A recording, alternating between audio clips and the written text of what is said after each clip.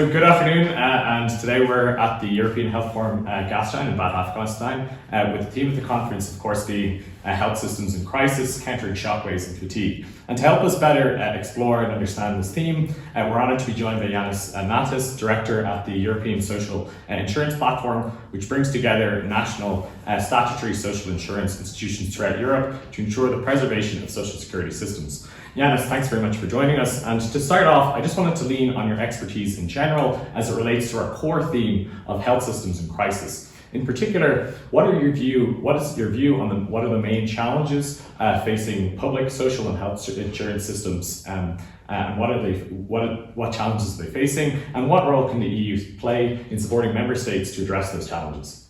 Yeah, I'll start by saying that since we're just 1 year before the European elections of June 2024, it is very important that we keep very high on the agenda the social policy and the health policies. They need to remain at the top of the political agenda. We saw that health became the dominant theme because of the pandemic, but it is important that we draw the lessons from the experience of the pandemic. We've been talking here in the forum about the series of challenges that we face. I can simply list some of the broader challenges that we face as social security systems overall, so looking beyond health, looking at trends like obviously the impact of climate change. We are not even discussing about it happening in the future, it is already here. Also for us as social security systems, we see that we have to deal with the consequences, for instance, of natural disasters.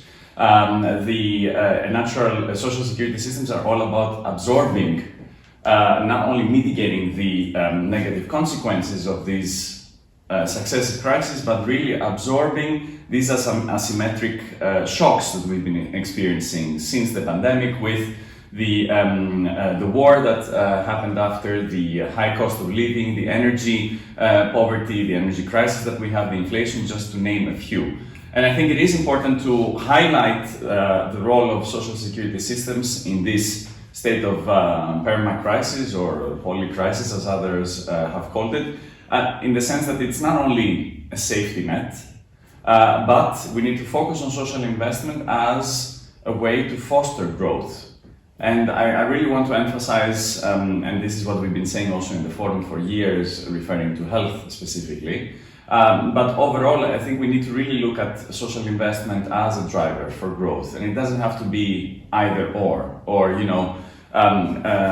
we have to choose between equity and growth. No, they are interconnected, and one cannot be without the other. Mm-hmm. Absolutely, and I think to lean a bit more on a specific area of reform, which might actually play into how social security systems can support better healthcare systems and better healthcare outcomes. Of course, in the EU at the moment, we're seeing extensive reform of the EU pharmaceutical legislation, and that's going to have wide-reaching impacts both on patient affordability, accessibility, but also on fiscal sustainability of healthcare systems. So, in your view, does the EU pharmaceutical legislation or this reform go far enough in addressing those core challenges of affordability, accessibility, and then also what's your position in terms of how it's going to affect fiscal sustainability? Indeed, for us this is a top priority, and I want to really underline the fact that this is not just a technical discussion about pharmaceutical policies only. Not at all. It is about equity, actually.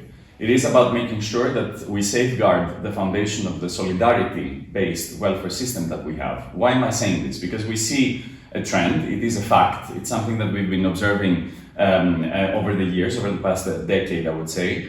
Increasing challenges across the Union with the excessive prices of some new medicines.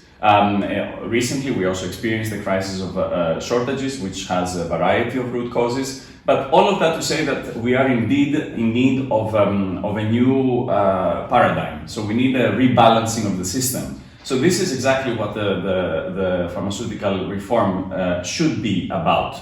It's not supposed to be just a patchwork solution, a piecemeal solution, looking at some technical regulatory issues. That we will miss the opportunity if we deal with it only in that sense. It is really about sending clear signals also to the market, to the companies.